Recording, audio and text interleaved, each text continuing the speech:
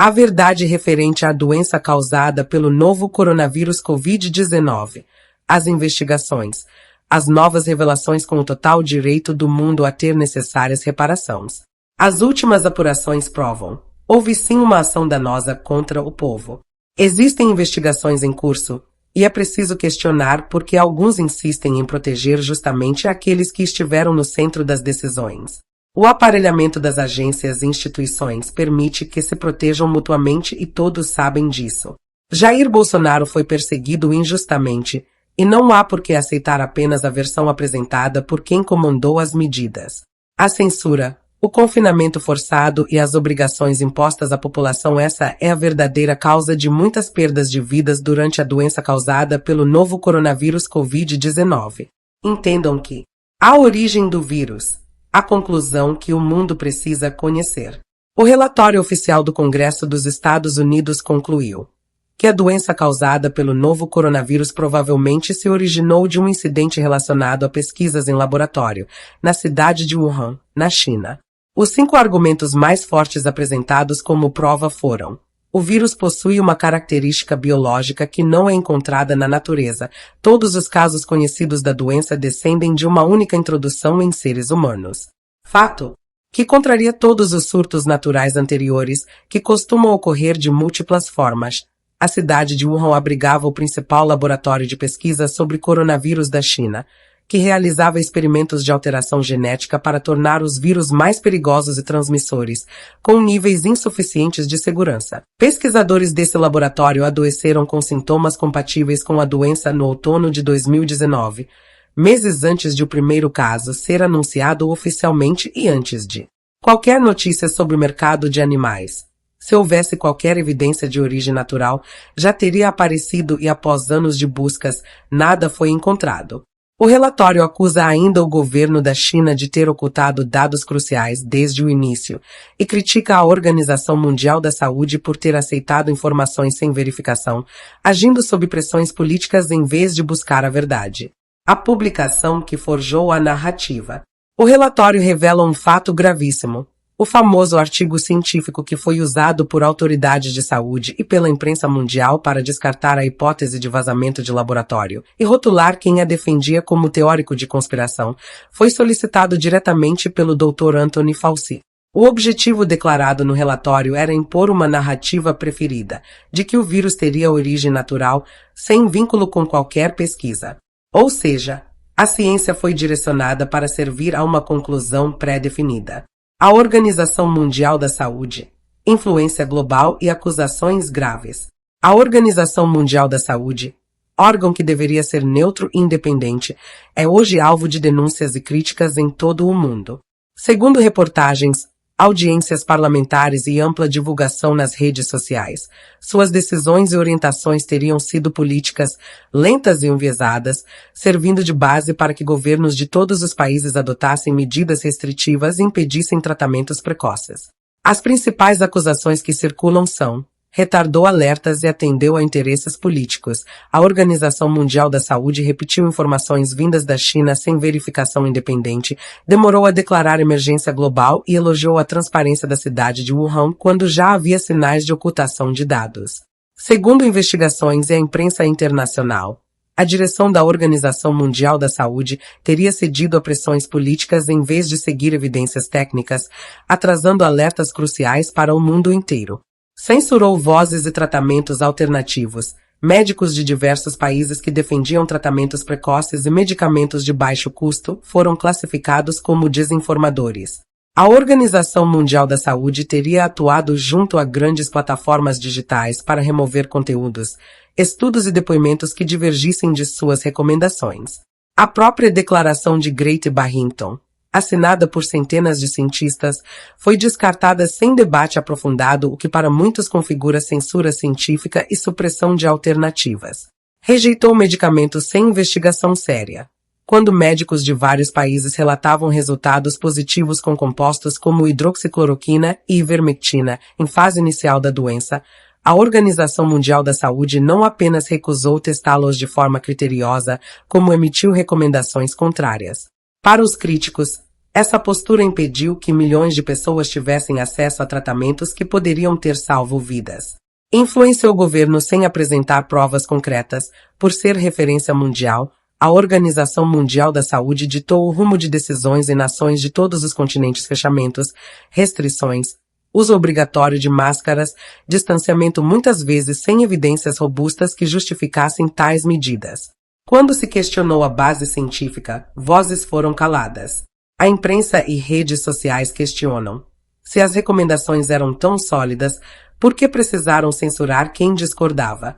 Acusações de parcialidade e aparelhamento, no Parlamento Europeu, no Congresso dos Estados Unidos e em veículos de comunicação de vários países, crescem as denúncias de que a Organização Mundial da Saúde teria deixado de ser uma entidade técnica para se tornar instrumento de interesses políticos e econômicos. Há apurações que apontam conflitos de interesse, dependência de doadores privados e alinhamento com pautas que nem sempre coincidiram com o bem-estar da população. As acusações contra o Dr. Anthony Fauci nos Estados Unidos. As denúncias que vêm à tona nos Estados Unidos colocam sob suspeita graves a conduta do Dr. Anthony Fauci, ex-diretor do Instituto Nacional de Alergias e Doenças Infecciosas e principal conselheiro de saúde da Casa Branca durante a pandemia. As acusações, amplamente divulgadas em comissões parlamentares, veículos de comunicação e redes sociais, apontam que tinham financiamentos de pesquisas perigosas. O Dr. Anthony Fauci é acusado de ter autorizado o envio de recursos públicos para o Instituto de Virologia de Wuhan, na China, para a realização de experimentos com coronavírus, incluindo técnicas que podem ter tornado o vírus mais perigoso. Muitos questionam se essa pesquisa não está ligada diretamente ao surgimento da doença causada pelo novo coronavírus. Mentiu sobre o que sabia. Apurações e diários pessoais revelaram que, em particular, o Dr. Anthony Fauci admitia ser plausível que o vírus tivesse escapado de um laboratório. Mas, em público, negou essa hipótese e chamou-a de teoria sem fundamento. Também é acusado de ter dito uma coisa em particular e outra em público sobre a eficácia de máscaras, isolamentos e tratamentos.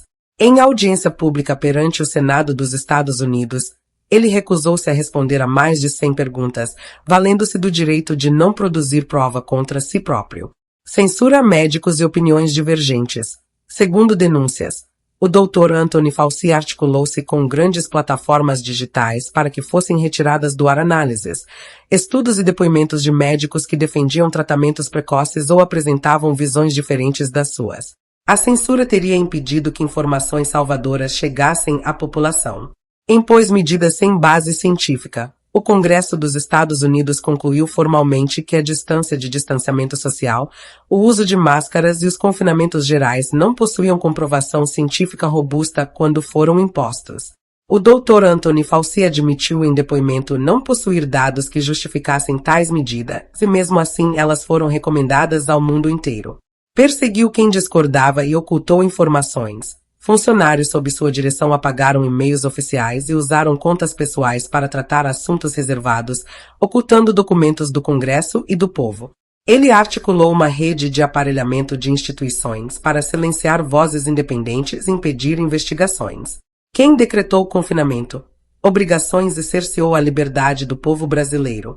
Seguindo as orientações vindas de fora e de autoridades alinhadas a elas, diversos governadores, prefeitos e membros do Poder Judiciário decretaram confinamento total, toques de recolher, restrição de locomoção e exigências de vacinação obrigatória com ameaças de multas, impedimento de acesso a serviços e perseguição. Entre os nomes que mais se destacaram nessas medidas, amplamente noticiadas, estão governadores. João Dória, então governador de São Paulo, foi um dos primeiros e mais duros a impor restrições, defendeu publicamente a vacinação obrigatória e liderou as críticas mais pesadas contra Bolsonaro, chegando a acusá-lo de forma grave.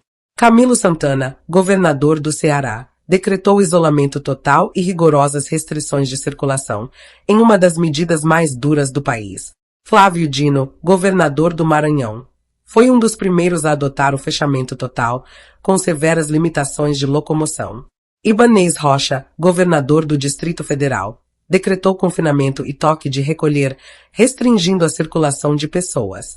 Renato Casagrande, governador do Espírito Santo, defendeu publicamente a vacinação obrigatória e restrições a quem não se imunizasse. Wilson Lima, Amazonas, Helder Barbalho, Pará, Rui Costa, Bahia, Eduardo Leite, Rio Grande do Sul, Carlos Moisés, Santa Catarina, Romeu Zema, Minas Gerais, e Ratinho Júnior, Paraná, todos decretaram períodos de confinamento, restrição de circulação, fechamento de comércio e exigências ligadas à vacinação, em maior ou menor grau. Prefeito Zedinho Silva, prefeito de Araraquara, no estado de São Paulo, decretou um dos confinamentos mais rigorosos do Brasil, proibindo até circulação de veículos. Ricardo Nunes, prefeito de São Paulo, tornou a vacina obrigatória para servidores municipais e impôs restrições ligadas ao comprovante de vacinação. Também prefeitos de capitais e grandes cidades, como o finado Bruno Covas, São Paulo, à época, Marcelo Crivella e Eduardo Paes, Rio de Janeiro, Alfredo Gaspar, Recife, e outros decretaram medidas de isolamento, restrição de locomoção e exigências de vacinação. Poder Judiciário e autoridades que embasaram tudo. Ministros do Supremo Tribunal Federal autorizaram que estados e municípios impusessem restrições e aplicassem sanções como multas e impedimento de acesso a locais contra quem não se vacinasse. A decisão abriu caminho para que as obrigações fossem aplicadas em todo o território nacional. Ministros do Tribunal Superior Eleitoral e outros magistrados também participaram de decisões que envolveram restrições e censura a vozes que discordavam das medidas oficiais. Governos de outros países que também restringiram a população. Não foi apenas no Brasil. Governos de nações em todos os continentes seguiram orientações e aplicaram medidas semelhantes. Confinamento de populações inteiras, restrição de ir e vir, fechamento de comércio e obrigações de vacinação com sanções. Entre os mais noticiados internacionalmente estão Itália, um dos primeiros a impor confinamento nacional rigoroso, restringindo circulação, fechando comércio e escolas, com uso de forças de segurança para fiscalizar a população. Espanha decretou confinamento nacional, proibiu sair de casa sem motivo justificado, aplicou multas pesadas e fechou estabelecimentos por longos períodos. França impôs confinamentos sucessivos, toques de recolher, e o presidente Emmanuel Macron tornou a vacinação obrigatória para profissionais de saúde, suspendendo quem recusasse sem salário. Criou também o chamado passe de saúde, exigindo comprovação de vacina para acessar restaurantes, eventos e serviços públicos. Alemanha adotou confinamentos prolongados, restrições de circulação e regras de acesso a locais baseadas em vacinação ou testes. Chegou a propor vacinação obrigatória para toda a população, com ameaça de multas e prisão. Áustria foi além, impôs confinamento exclusivo para pessoas não vacinadas e decretou vacinação obrigatória para toda a população por lei, com aplicação de multas sistemáticas. Austrália, em estados como Vitória e Nova Gales do Sul, os confinamentos foram dos mais longos do mundo. Em Melbourne, as restrições somaram mais de 200 dias. Houve proibição de sair de um raio muito curto de casa, postos de controle da polícia e multas altíssimas. Nova Zelândia adotou estratégia de confinamento nacional rígido, fechamento de fronteiras e restrições severas que duraram muito tempo, separando inclusive famílias e cidadãos do restante do mundo. China aplicou o chamado política de Covid-0, com confinamentos de cidades inteiras, bloqueio de bairros por meses, uso de tecnologia para monitorar e restringir circulação de pessoas, medidas consideradas entre as mais duras e extensas do mundo. A Argentina decretou confinamento prolongado, uma das quarentenas mais longas do mundo, com restrição de circulação, fechamento de comércio e controle rígido da população. Peru também aplicou confinamento rigoroso, toque de recolher e restrições por faixa de horário conforme sexo, com severas limitações de ir e vir. Estados Unidos não houve mandato federal, mas diversos governadores de estados como Nova York, Califórnia, Illinois e outros decretaram confinamento, fechamento de atividades e exigências de vacinação para servidores e acesso a locais públicos. A censura ao tratamento precoce e a supressão de alternativas.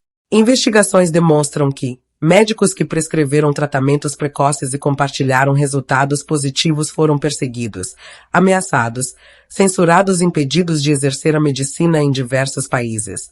Estudos que apresentavam resultados contrários às recomendações oficiais foram suprimidos, rejeitados sem debate ou rotulados como desinformação, mesmo quando conduzidos por profissionais competentes.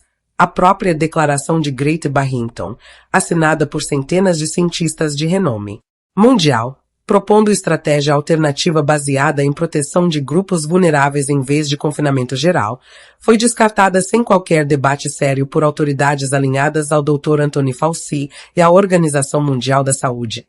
A liberdade de prescrição e a autonomia médica foram cerceadas por ordens políticas e essa censura, segundo cada vez mais especialistas, custou vidas humanas que poderiam ter sido salvas. O mesmo padrão no Brasil e no mundo. Governos de todos os países seguiram orientações que vieram de instâncias como a Organização Mundial da Saúde e autoridades de saúde alinhadas ao Dr. Anthony Fauci.